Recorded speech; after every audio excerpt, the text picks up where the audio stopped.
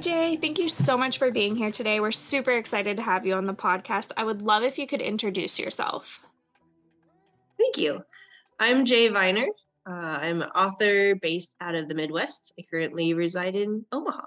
And I specialize in all kinds of speculative fiction and dabble in romance. Amazing. What is your book about? So my debut novel launched in August of 2022. It's called Jane at Battery Park, and it's a romantic suspense set in Hollywood. If you think of Romeo and Juliet in a contemporary setting, you have kind of warring families between the two main characters. So Jane is the Juliet character, and she comes from the Midwest, like me, except she's got a family that likes to put famous people on trial for their sins, which is definitely not at all like me. And so she goes out to California, tries to start her life over, and she meets Daniel, who is the younger brother of a Hollywood blockbuster movie star. So that's the other side of the family. War is this kind of sex, drugs, and rock and roll. There's an orgy in like chapter 2 in Italy. It's gorgeous. With the that lifestyle, and so you have kind of what mirrors the very extremes of American culture right now, with two characters trying to fall in love, and of course things get a little complicated when their families find out. But I will say that there's no tragic ending, so you don't have to prepare for that part of Romeo and Juliet. Love that. What inspired you to write your book? So the book was a very long process. I thought I knew what story I was telling, and then about 10 years later, and many redrafts, it was a different story. And some of that was my choice, developing as a writer, and then also some of it was people imposing their will on me, as things do when you move into publishing. But I started initially. I was at a Backspace Writer conference in 2010. Nope, earlier than that, maybe 2008 even. Wow, that's like ancient history. And there's the keynote speaker that year was Donald Moss, who's a famous literary agent. And he told us that we should write what we're scared of, which is different than the common advice of, write what you know. I was like, well, what am I scared of? And I was, in my early 20s. I felt pretty invincible. Life was going well. And I remember, on the airplane coming back from New York and trying to think about, well, what could I possibly write a book about based on fear? But I didn't come up with anything. And then about a couple months later, I came home. I was from my grandmother's house, came into my apartment, turned on the lights, and almost stepped on a spider that was about the size of my husband's hand. So giant spider. And it just totally undermined how I felt about my living situation. It was a third floor apartment, it was hermetically sealed. There was no reasonable way a spider, let alone one that size, could get into my house. So I had something that was literally terrifying, and I couldn't sleep. I was like stuffing towels under all of the cracks in the doors and like sealing myself into this very small space at night. And that went on for months. And so it sounds a little bit frivolous. So I wrote a novel about being afraid of spiders, but that's where it started. And then from there, I thought about what it's like to be a Midwestern writer, trying to exist in coastal cultures and the biases that come with that. I was once on an elevator in New York City, and someone found out I was from Nebraska, and I asked if I had ever ridden a cow. So I was working with that, and it's not like a fearful thing, but I knew that I wanted to write a novel about a Midwesterner in kind of a mainstream coastal culture. So that was where the book started, with extreme spider story and fear, and then this idea of trying to represent a Midwestern person out in California. I love that. That's so awesome. When writing your book, who were you thinking of when it comes to who your book is for? So I think initially it was natural to think about the book in terms of the people that I knew. So people I had grown up with, or a particular culture from the Midwest, especially the Plain States, who would definitely understand the culture that my main character Jane was coming from, even if they didn't come from that kind of extreme religious family. So I think I started there, and then I also wanted to try and make sure that there was something that anyone could really reach for in terms of the emotional trajectory of of Jane being a woman who is not young enough to have a coming of age moment, but also wasn't really old enough to have a midlife crisis. And so, what does that look like to just be kind of like the average pop culture age and really not have your life together? And I felt like that was a pretty universal story. And there's also a lot of kind of romantic fantasy elements of, well, you meet a guy in a park and he likes you and oh, he turns out to be a movie star. Well, that's, you know, I'm not sure how common that is, but I'm pretty sure that many of us have had that kind of fantasy. And so it's really just kind of fun because it sounds like a really serious book, but it has all these elements of kind of emotionally wonderful and enriching things that I really wanted to own as a serious writer. That's amazing. How long have you been writing and what made you really sit down and start to write your book? I've been writing since the early 2000s. I think I did not declare an English major in college because my parents were not happy with the English part of my life and they thought it would be a bad career choice. So instead, I went on to get two master's degrees in English, which I had to pay for myself, which I don't advise doing. Definitely go with the bachelor's degree, it's cheaper. But so I think that was when I first knew that I wanted to invest time and energy in writing, even if it wasn't going to be necessarily my career. I always thought that I would do both side by side and that they would kind of feed each other, which is actually what has ended up happening. In 2014, I made the decision to get an MFA, mostly because I felt like I had stalled in my own craft. And based out of Omaha, I didn't feel like there were a lot of options for improvement. And it was either, go to very expensive conferences outside the state or get a degree inside the state. So I'm not saying that you have to get an MFA to be a real writer, but that was the moment where I was like, well, I think I know what I'm doing, but I don't know enough at this point.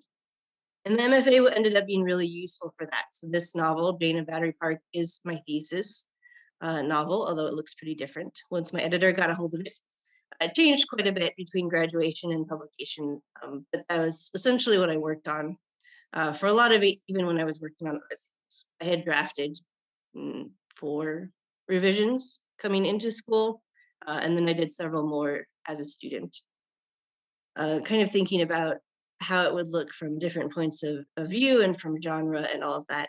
And so I think when I'm thinking about, my stages as a writer, like the self-perception of it, I've always taken myself very seriously, but sometimes without good reason.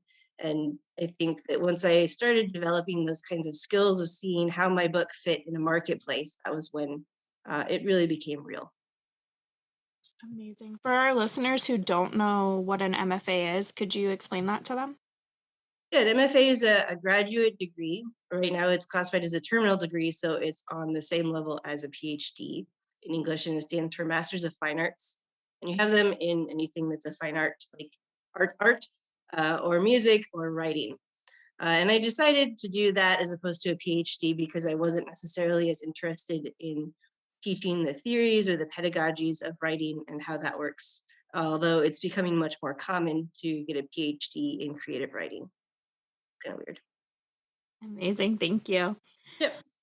What is your schedule like when you are writing a book? So I'm a binge writer, which is sometimes good, sometimes not so good. That means that usually I will spend a month or more taking notes. And it's just in my head, I have an idea and I'm developing things internally 24/7. Um, I use the backs of library checkout slates, like the things that they stick in for holds. And I have probably 300 or so floating around my house, which drives everyone insane. But it works for me. So I take all these little tiny notes about character, about plot points, about setting, and so that's my version of an outline, even though it doesn't sound like an outline. And so before I even start like sitting down with word processing, I have a pretty good sense of, if not the ending, at least something close to the ending. And I kind of have chunks of it in my head. So I know the first chunk ends here, And then the second chunk is a little bit more fuzzy, but this is going to happen. And then we're going to end up here sometime at the end, hopefully under 100,000 words. That's always my goal. And from there, once I actually start writing, I will get up before work and work up until the moment I have to leave. And then sometimes I'll be typing at lunch, and I just do it all the time until I get through the first draft, which is really hard on my hands. But that's I just can't like I write kind of chronologically. I have to get it out, or I lose track of things that I have put away in my unorthodox filing system. And then once I get the first draft, I usually very quickly go and I do a second draft because then I catch all the things that I didn't realize I needed, or I've been making all these other notes of fix this later.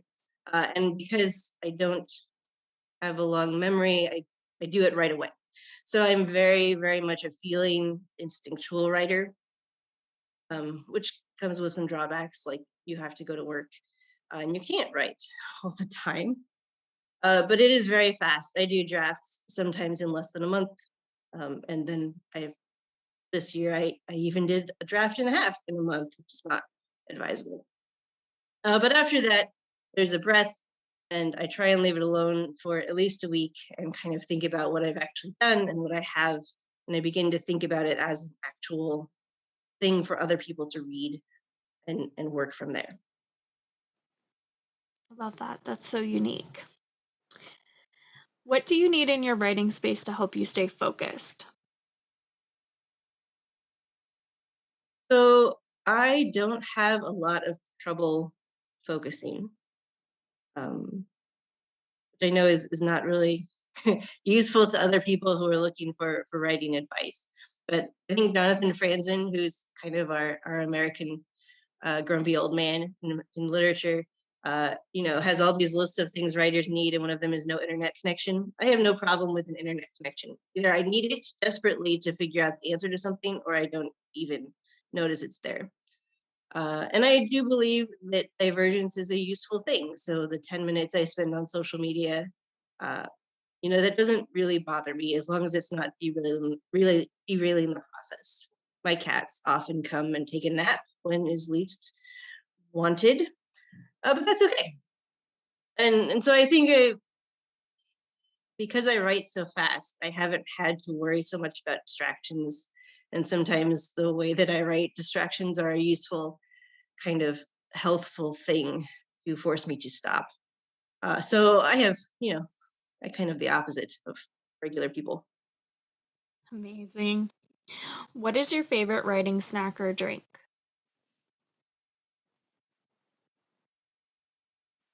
So I used to drink tea most religiously as part of starting my writing whatever session, but I don't anymore because then I just would drink a lot of tea. So I just drink water, which is a little bit sad. But I do usually keep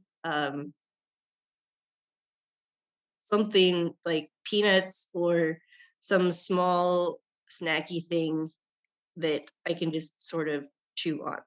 Because otherwise, I chew on pens, which doesn't work out very well. Uh, and I try to limit that to certain time frames. So I don't like do it the whole writing session, but sometimes at the beginning, as I'm thinking or getting into things, or at the end, I allow myself snacks. But we try to be very careful. I'm in like my 30s now, so snacking has to be a strategic decision, something that I really want. So the honest thing is that I have hot chocolate o'clock about 3 o'clock on the days that I'm working remotely, and 7 o'clock on the days that I'm working in the office and come home. And it's a whole ritual, and it's like the reward for any kind of work that I've done that day. And it's immensely soothing to have hot chocolate, and my cats have treats, and we just sit there for about 20 minutes. I love that. What books do you personally enjoy reading? So right now I am devouring uh, about 5 to 6 romances a month of a variety of subgenres, just because that's what I'm writing in, and so I want to know kind of what's out there and where my book fits. And then also some of them are just really amazing. So then I read them in like 2 days. But mostly I gravitate towards really fast paced. So like commercial novels, but things that have kind of weightiness. So they're not quite literary, but they have certain kind of heft to them. For instance, I just finished Claire Holroyal's The Effort, which is a pretty fast paced novel, but it has to do with the threat of a comet hitting Earth and humanity's response to that. So it's entertaining, but it also is what we consider climate fiction. And I've for some reason I'm reading three different climate fiction books right now, which is not great for your mental health. But it's really interesting to me to think about um, what the future looks like and how people respond and how technology works, our visions of the future. So that falls under speculative fiction, and probably, if I was going to be honest and count them all, the vast majority of what I read and am satisfied with is speculative fiction. Amazing. Are there any books or authors that inspired you to become a writer? No. So I think I was always going to be a writer, even if there weren't books.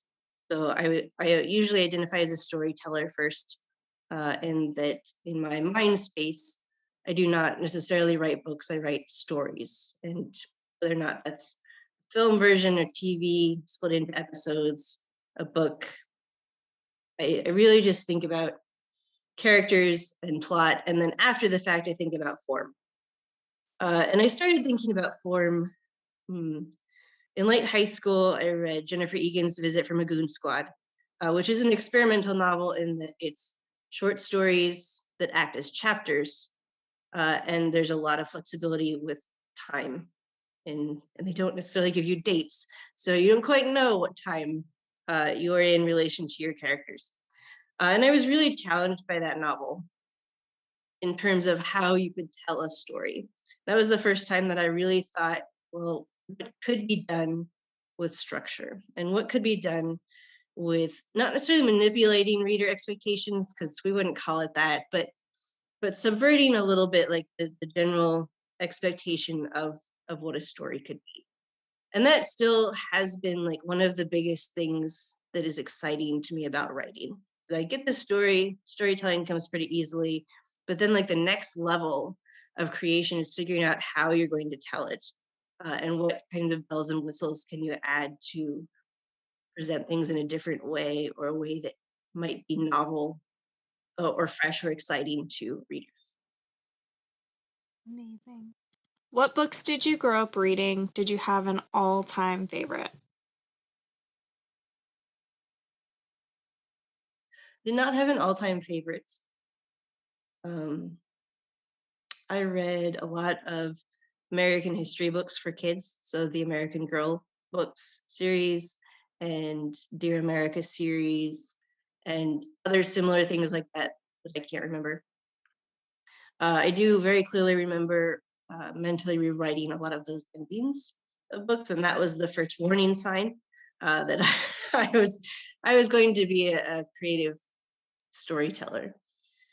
Um, Trumpet in the Swan, but those are the main ones. So it's strange because I what I remember most is history, but I don't read history now. Well, I read nonfiction history, but I don't read historical novels, and I really don't ever want to attempt to write a historical novel.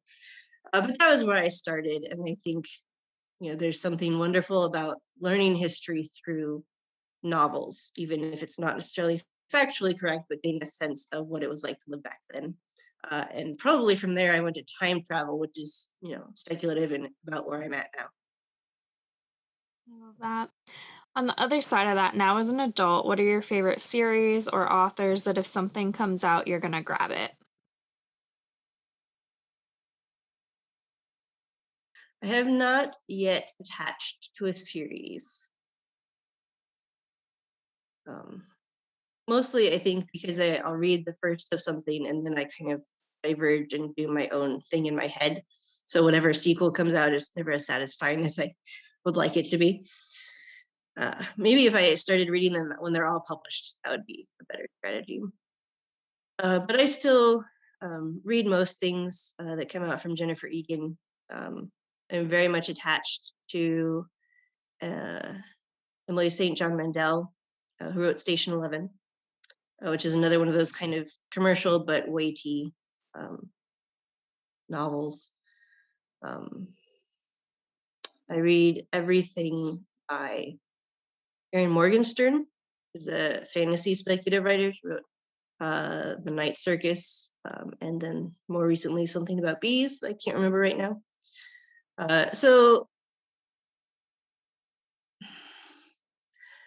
I don't really know how to describe that, except that there's a pattern emerging where I've been drawn to these books that kind of marry my two sensibilities of here's a very serious kind of literary person, which I once upon a time thought I was going to be. And then here is this person who actually really likes being entertained and likes things that are fantastical and highly imaginative.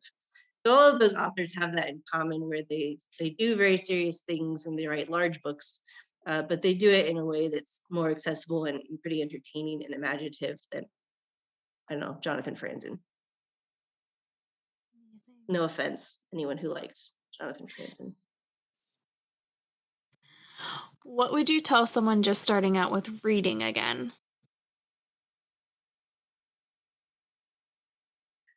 So I think one of the great things that I love about living in this time and place is the very easy way that you can get recommendations from social media without even trying.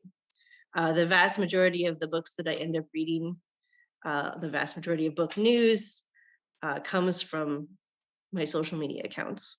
And I think that has been a great way to not only be aware of what's going on, but also to find things I wouldn't normally read.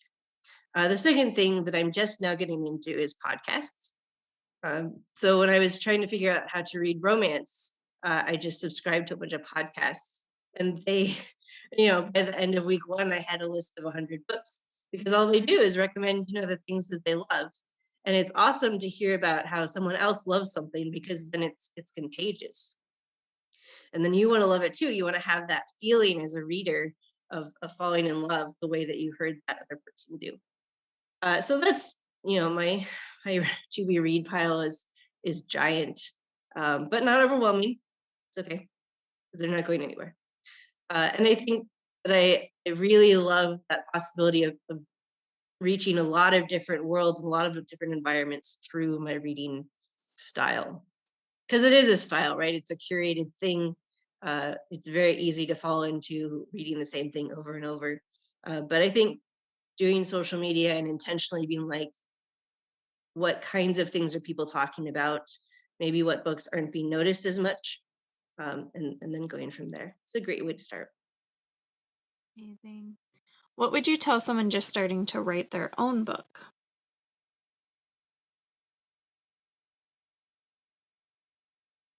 So this is impossible advice, but I'm going to say it anyway. I think the best advice, from my own experience and also from watching a lot of writers in their process, is to find a way to not think about anything but what you're doing. And I'm not talking about like life things, just talking about like the all of the inner self doubts or the auto rejects that we do when we're sitting down to be a creative person. Because there are about 1.5 million reasons why you should not spend your time starting to write a book, right? And I think we can list them very very quickly, uh, and they don't actually matter, and we elevate them to our detriment. And so I think trying to find a space where you just really own what you're doing, and be like, "Yep, I'm going to write today, and that's what I want to do." And it doesn't matter if it's the wrong thing to do, or if people think that you've gone off your rocker, or that you have other things that you should be doing, or you think you're not any good at it. Like none of that actually matters because at some point you thought, "I would like to write this book." Or sometimes people think I would like to write a book, which is maybe not such a great idea as writing something that inspires you, but we still do that. And they're both valid, but you have to own that. And I think a lot of people struggle and they kind of think that it's just going to happen, or they get stuck on I like the idea of writing a book, and then everything else crowds out. the rest of it. And I'm very much like, I want the process to be pleasurable. Not like it's not hard work, not like it's like blood, sweat, and tears to write a book. But if you're owning that, then it's a totally different thing from, every moment of the day thinking, oh, this is terrible. I shouldn't be doing this. Because then there's no pleasure in it. Then it's like this guilty, terrible thing that you're pulling out of rocks. But if you own it, that's a different thing and it doesn't have to be good and it doesn't have to matter to other people. It's just your own thing. And if you can get through at least one draft in that mind space, I think that's the best kind of writing. And then after that, you can worry about other people and the rest of your life and whatever. But the first draft should really just be yours and it should be the thing that you choose to do. And that's it. Love that. So amazing. What's one thing that people are generally surprised to find out about you? I have no idea. I guess the most interesting thing that strangers find out is that I was born in Japan. And this has been like some kind of weird exotic thing. Starting out with junior high, my fellow classmates who were like, oh, are you Japanese? I'd be like, no, definitely not. And then it's kind of spiraled from there where, now as an adult, people know enough to like, oh, military or or religion, right? And then we get into two different pathways of what kind of species are you. And that even though it's not as much of a novelty anymore, people are still always very interested in that in ways that don't quite make sense to me. Love that. Is there anything you would like to say or add?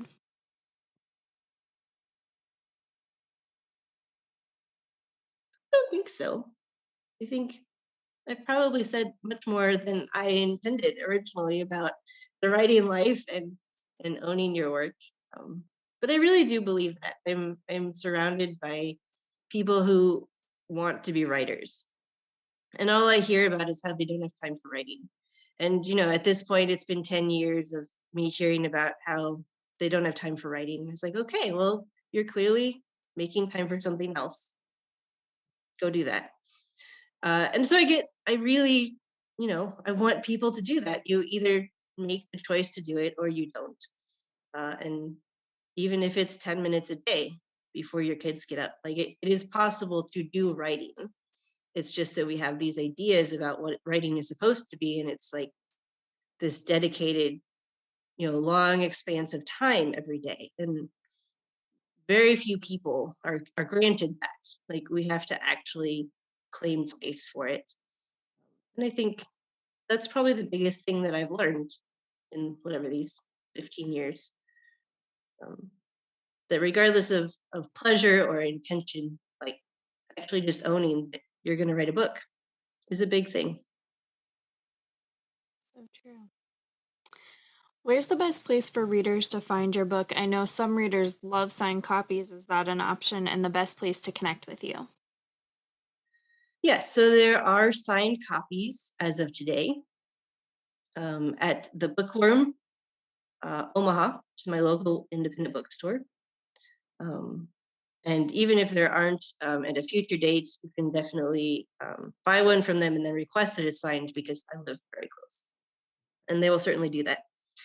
Uh, you can buy the book otherwise anywhere else. It just was uploaded on Audible. So now it's officially an Audible book. There's an ebook. It's on all platforms. Of course, I would really like you to buy it from your local bookstore because I think that's really important. But you can buy it on Amazon if you really need to. I hang out mostly on Instagram these days. I am working on TikTok, but that's probably not a reliable place to find anything interesting that I'm doing. All of my cat pictures are on Instagram. I do have a Twitter account, but haven't quite figured that out yet. Thank you so much for being here today. We'll be sure to drop those links in the show notes so that way everyone can find you. And thank you so much for being here today. Okay. Thank you for having me. It was a pleasure.